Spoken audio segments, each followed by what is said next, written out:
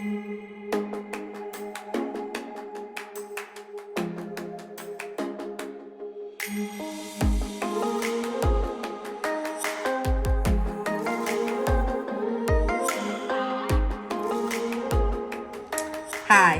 welcome to this week's installment of Filled Up Friday. I'm so excited for this week. This week is going to be so good. So I want you to buckle up and listen out for what this word is getting ready to bring us, the wisdom that the word is going to bring us on today.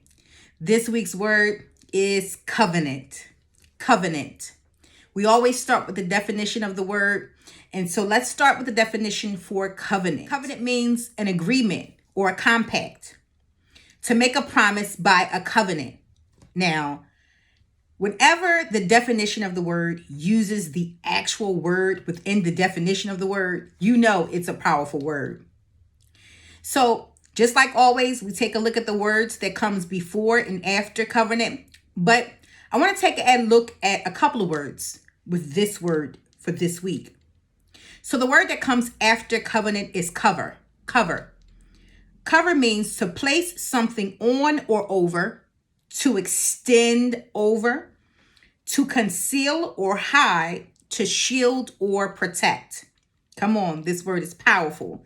Something used to hide one's real action. It also means to spread of a surface as a liquid does.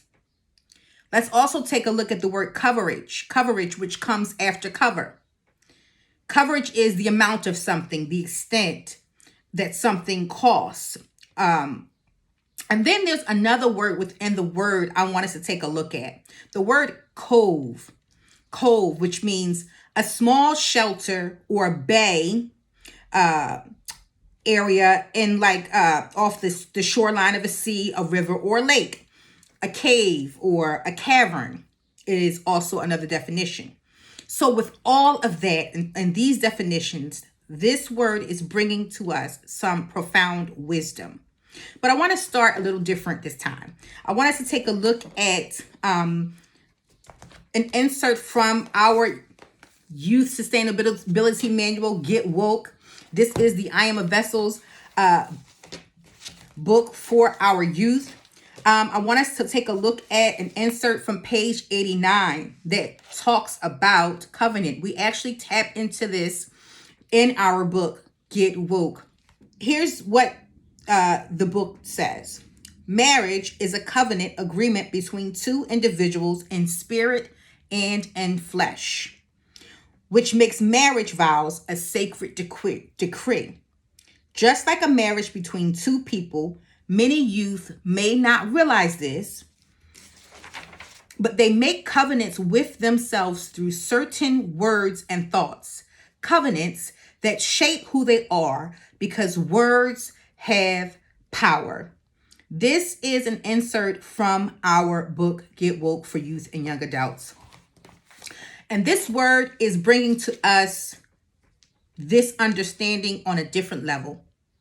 That marriage, just like marriage, how a person takes on another person's last name. That marriage determines how a person is seen, who they are. Marriage changes a person's last name. The vows changes a person's commitment to who they are and agrees to certain things because it is an agreement. It's a promise. It's a compact. This word is bringing us some powerful revelation, some powerful wisdom. That covenants we make determines a key factor in our lives. That covenants determines our identity. Our identity. What we are covered by or come into agreement with will shape three major things. 1, how we see ourselves. 2, how others see us. And 3, how the world around us responds, or some people may say the universe, But really what that means is how heaven and earth responds to us, how the spiritual world responds to us, how it affects our natural life. Let's take a look at something really profound about this word covenant. Covenant. Covenant is about coming into agreement. Covenant is about something covering over. It says that it's about something that's on or over something else, something that extends over. It also says that to cover something is to clothe. And this, ladies and gentlemen, is where I believe the wisdom of this word today is bringing us to. That a covenant is something that we wear, that a covenant, because it covers over us, that it's an agreement that covers over us. There we go. That a covenant is an agreement, and an agreement is something that eventually will cover over us. It will either hide, shield, or protect us. I'm going to say that again because I feel like that's profound. A covenant is something that's either going to hide, shield, or protect us. Ladies and gentlemen, young people, this is where the wisdom of the word is leading us on today. That a covenant is like a cover. It's something used to hide one's real action. This word is showing us that it is very important what we wear. What we say is almost like what we wear. What we say, it's just like what we wear. Now, I really want to bring this home. So I want us to take a look at something very important that I think will help us to understand what the wisdom, not just the word. This is not just about the word covenant. This is about what the wisdom of the word is bringing to us. This word has presented us something today that I think we need to take some time out to take a look at. I want to share a story in the Bible with you all. One of the most, if not the most important story in the Bible of all. The story that talks about Adam and Eve. Most of you are familiar with who Adam and Eve are. And so I'm going to just assume that we're all on the same page. So Adam and Eve, they were the first man and woman that God made. And God created them to operate within his image, And Adam and Eve, they came into agreement with something other than what God had created a covenant with them. God gave them a set of instructions, a covenant agreement. This covenant agreement had given them authority over just about everything, But Adam and Eve made another agreement outside of the covenant. And what happened was they realized that they were naked. They realized that they had on no clothing.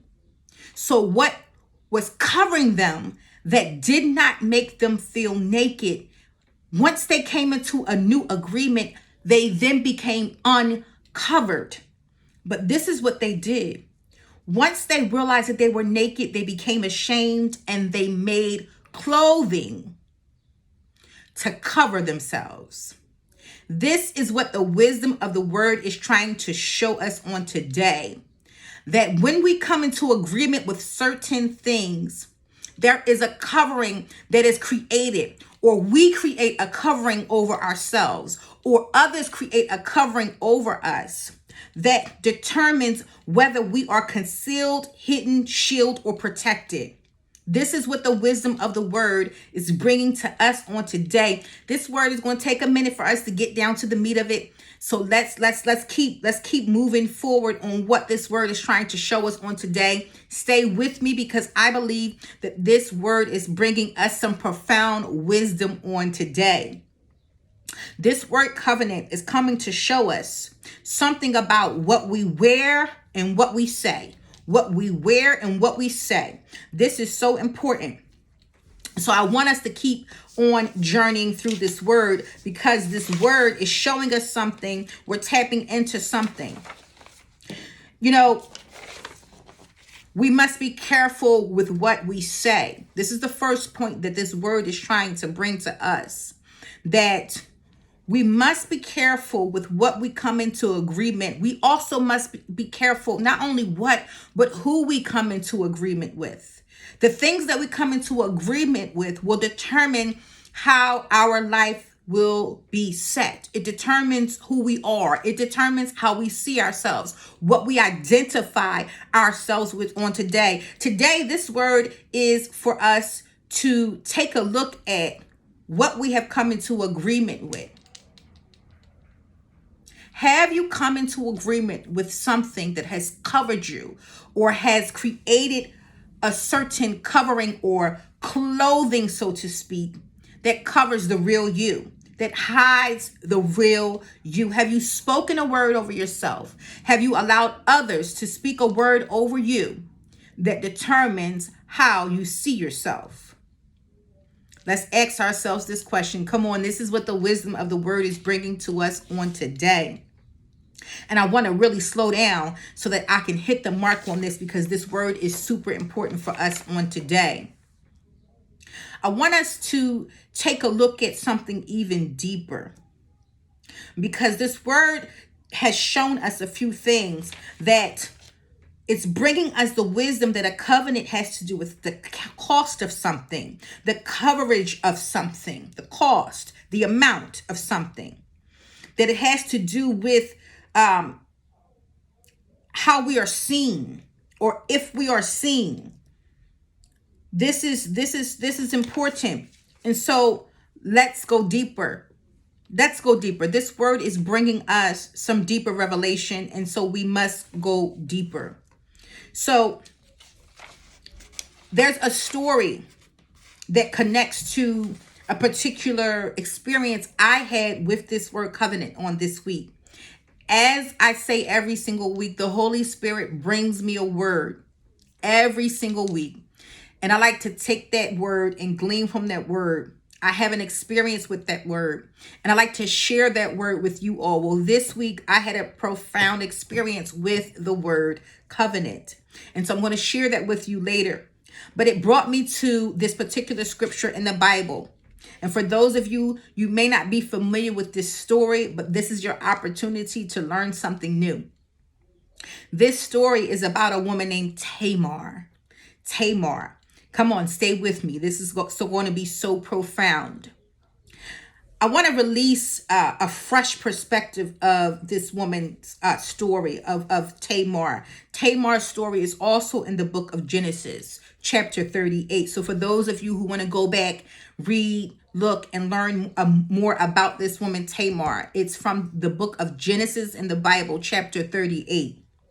Tamar was a woman who, when she became a widow, it's a long story, so I'm just going to paraphrase and kind of give you a short synopsis of everything that happened during Tamar's life in this particular aspect of the story.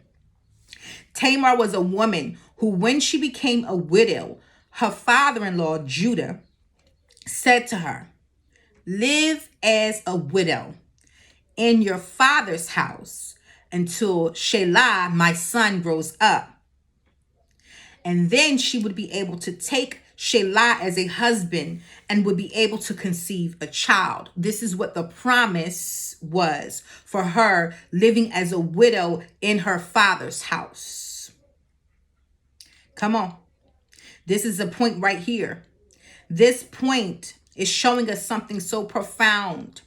Tamar was presented with an agreement from Judah. Here's the agreement. 1, to live as a widow. To live as a widow. I'm going to say that again. Live as a widow. And not only live as a widow, but then to go back to her father's house. This agreement not only was going to determine how she lived and who she was, that she was now going to take on the identity of a widow, but then also where she was going to stay, where she was going to live, in her father's house, that she was out of her father's house and she would live back in her father's house.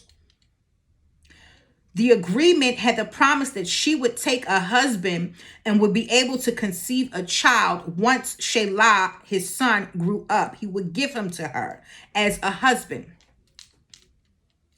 Now, I don't know about you, but I don't know how good this agreement sounds to me. But however, this was the ways of the world in these days, and this was the agreement that Tamar agreed to. And how we know that Tamar agreed to it, because she took on the characteristic as a widow. When Shelah had grown up, the promise and the agreement that Judah had made with Tamar, the covenant agreement, was not met. And so Tamar wanted to seek justice for this situation. Stay with me, because already we're seeing something about agreements, and what we wear is what God is trying to show us today. She got a word of a particular place her father-in-law Judah was going to be at, and so she posed as another woman.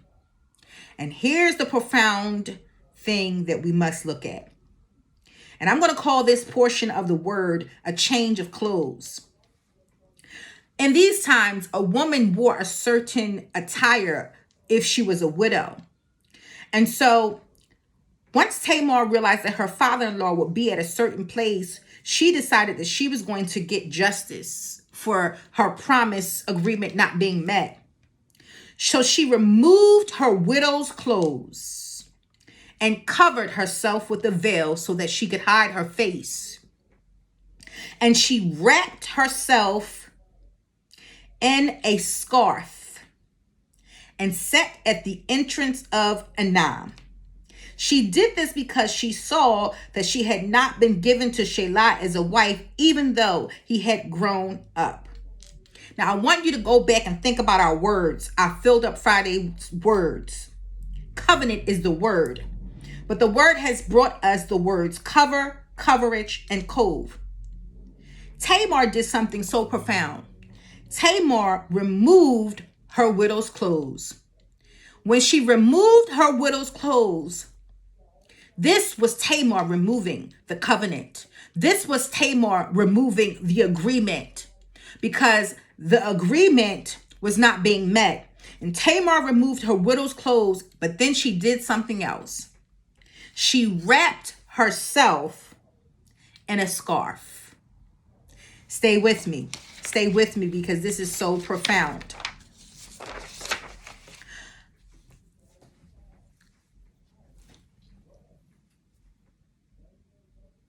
The widow garment represented the agreement. As we established in the beginning, that the wisdom was showing us that what we say is equivalent to what we wear. And what we wear is equivalent to how others identify us and how we identify who we are.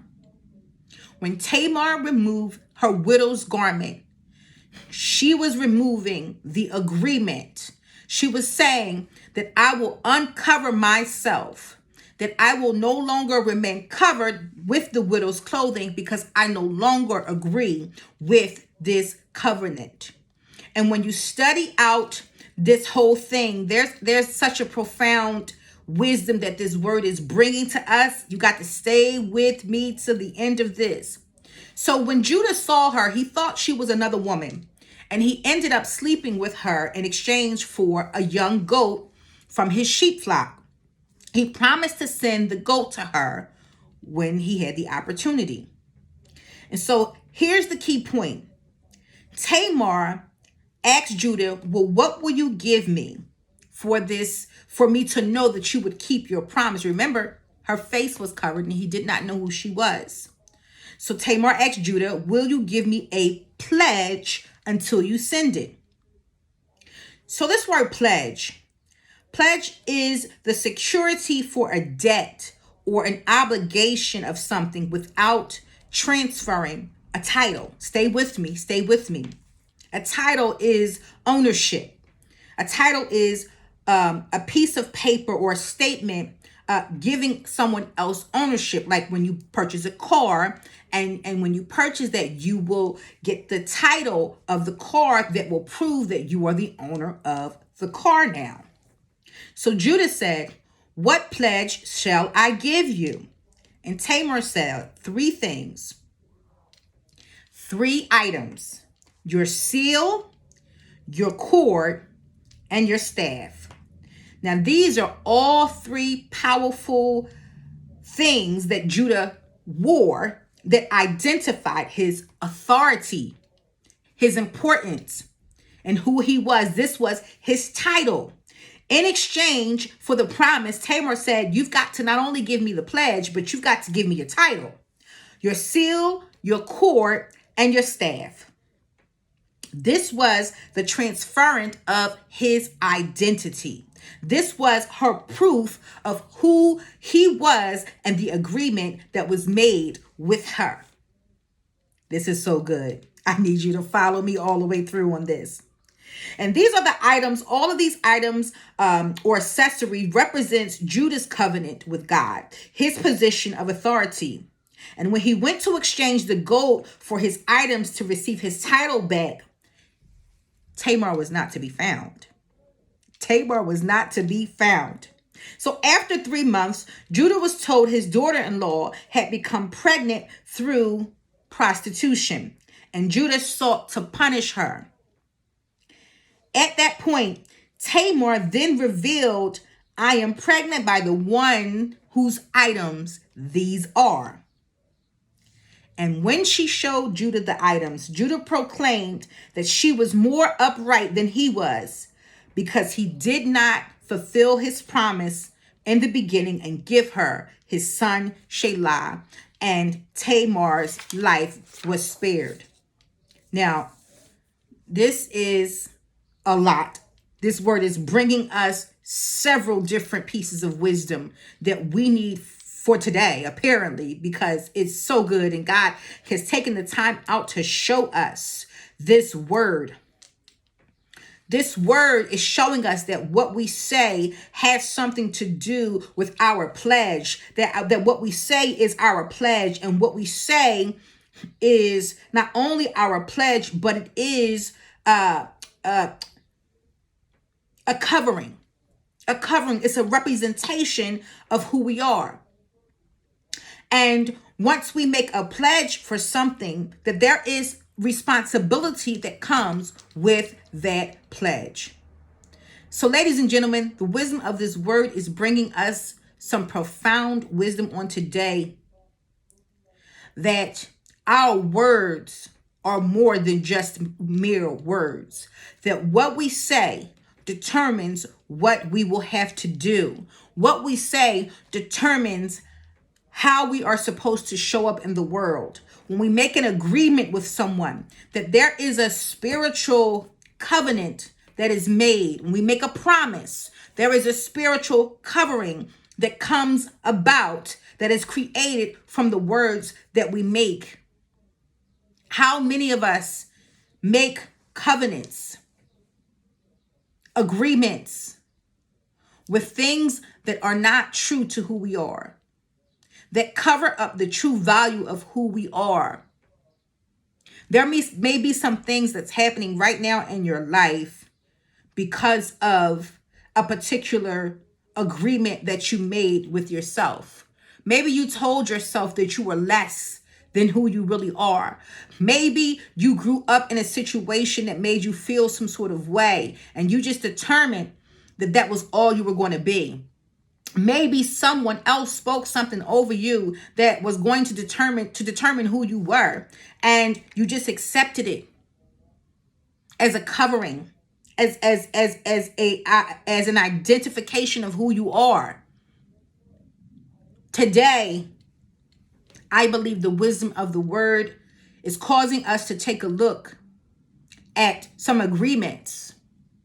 And I also believe the wisdom of this word is letting some of you know that it's a new season and that there is a new covering that is coming to you, that is covering over you, that the old season is gone, and that just like Tamar, that you have crossed over, that you are no longer wearing certain garments, and you have been wrapped in a new scarf. You have been wrapped in a new garment. Let's keep on, because this word is showing us even more wisdom. Let's go deeper. So let's take a moment to just simply see what this word is saying to us. Tamar really showed us something powerful. What Tamar was doing when she removed the widow's garments, the identity, the way others identified her. You know, the widow's garments was saying to the rest of the world, I am unavailable. My life is placed on hold. My life is over. I am a woman who has suffered loss. And this is where the state of my mind is. This is what the clothing was speaking to the rest of the world, which also determined how the rest of the world was going to see, and not only see, but treat Tamar. So when Tamar decided enough was enough, that there was supposed to be a lifting up off of these clothing from the agreement at some point, that there was a promise that was supposed to be given to me to change my circumstance, and it was not being met. But Tamar said, oh, I'm not just going to settle and live a life that's not for me and stay in this position because this is where Judah wants me to be. And there is more to the story, but this is the meat of what the story is bringing to us. And Tamar decides that I've got to do something to restore myself to a place where I am able to live again, to receive again. You know, back then, having a child and being a wife was everything. That was the goal. We talk about goals, but that was the goal. And so Tamar said, oh no, I can't stay here. And this is what the wisdom of the word is bringing to us on today, that there are some places that we just can't stay. It doesn't matter what someone else wants for us or where someone else wants us to be. There's just some places that we just can't stay. And the wisdom of the word on today is saying today is the day that you tell whatever or whomever or whatever has been trying to get you to stay at certain places, that there's just some places that I can't stay. There's just some things that I just can't accept because it's not a true representation of who I am. And when you are in a covenant with God, there is a covering over you that just will not allow you to stay in a place that is not a representation of who God is, in your life. This is some profound wisdom that this word is bringing to us on today. And so I had an encounter with a scarf this week. And before I get into the story, if I feel led to really get into the story, but Tamar, I think it was profound that when she took off the widow's garment, she covered herself up with a scarf. And when you study out the word scarf and what scarf really and truly was a representation of within the scriptures, that scarf represented Tamar's potential, that Tamar was restoring her potential. Listen, when you come out of agreement with certain things in your life, covenant, words being spoken, relationships that will require you to be less than who you truly are, whether this is a relationship, a friendship, whether you are posing to be something that you truly were not born to be, but whatever it is, when you come out of agreement of these things, you will unlock your true potential that was set for you in real time, in real life. You will restore that covenant, that true covenant of who you are, because your identity is a covenant. Before you even know who God is, your identity, there you go, your identity is a covenant. And so Tamar was restoring her life's potential.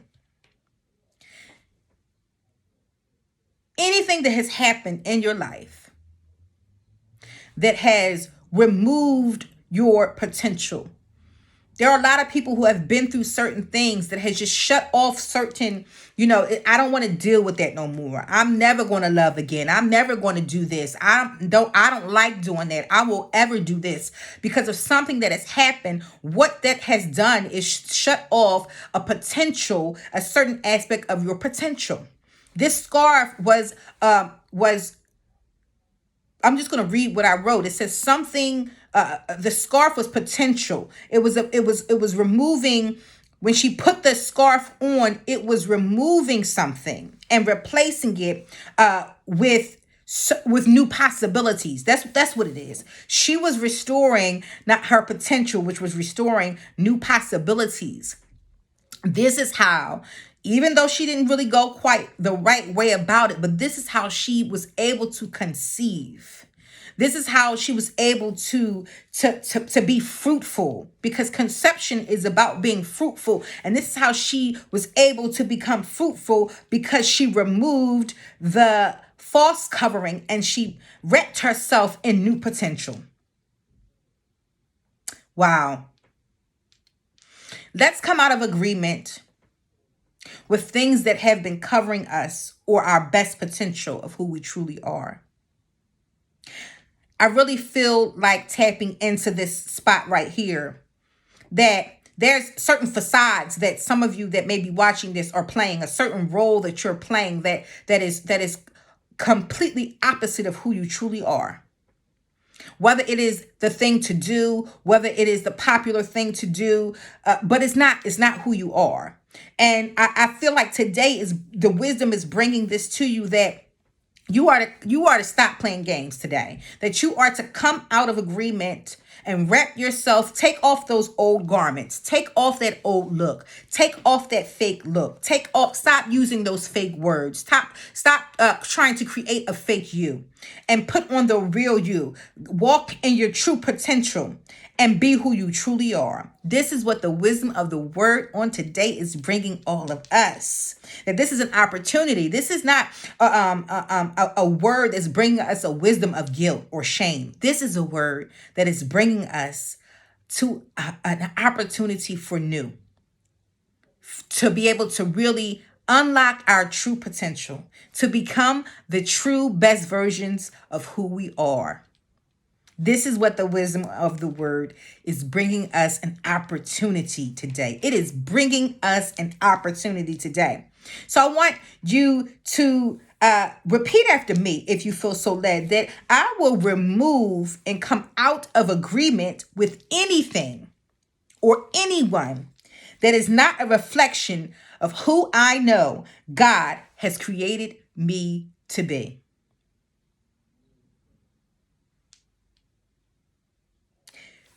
This is the wisdom of the word.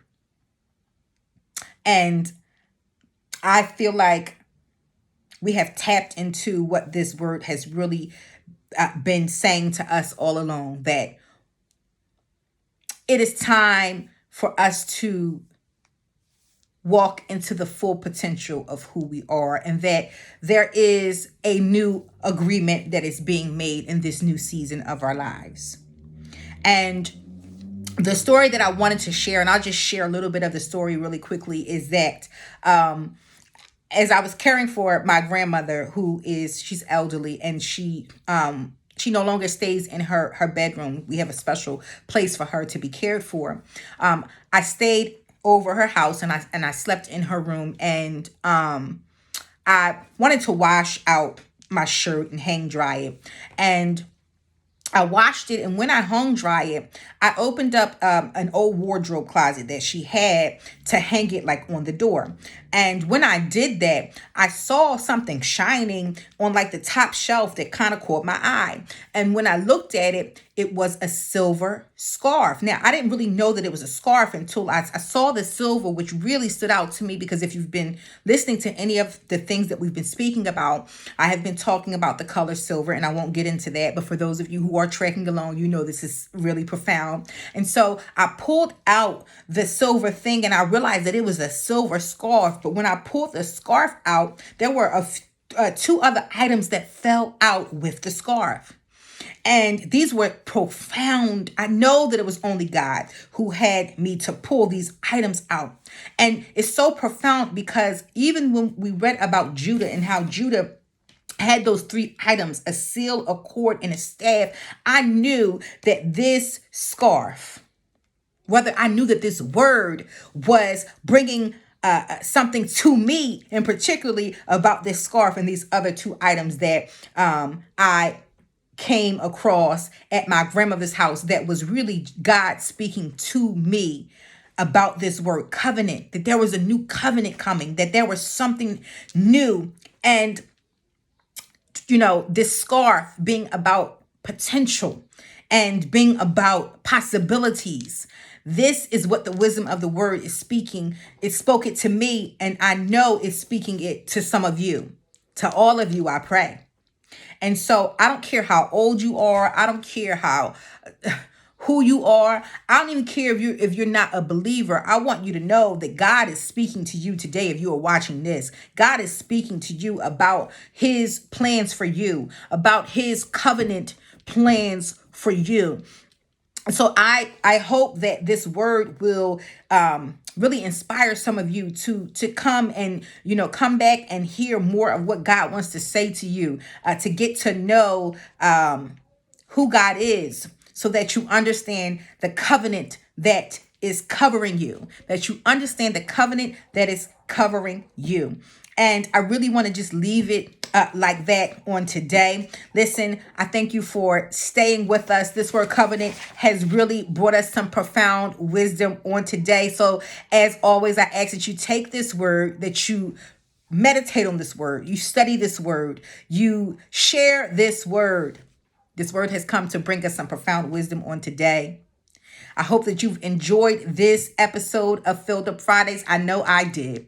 This word has really given me a lot to continue to glean from, and I hope that you will too. Until next time, have a great weekend and be filled up. Covenant, covenant. Have a good day.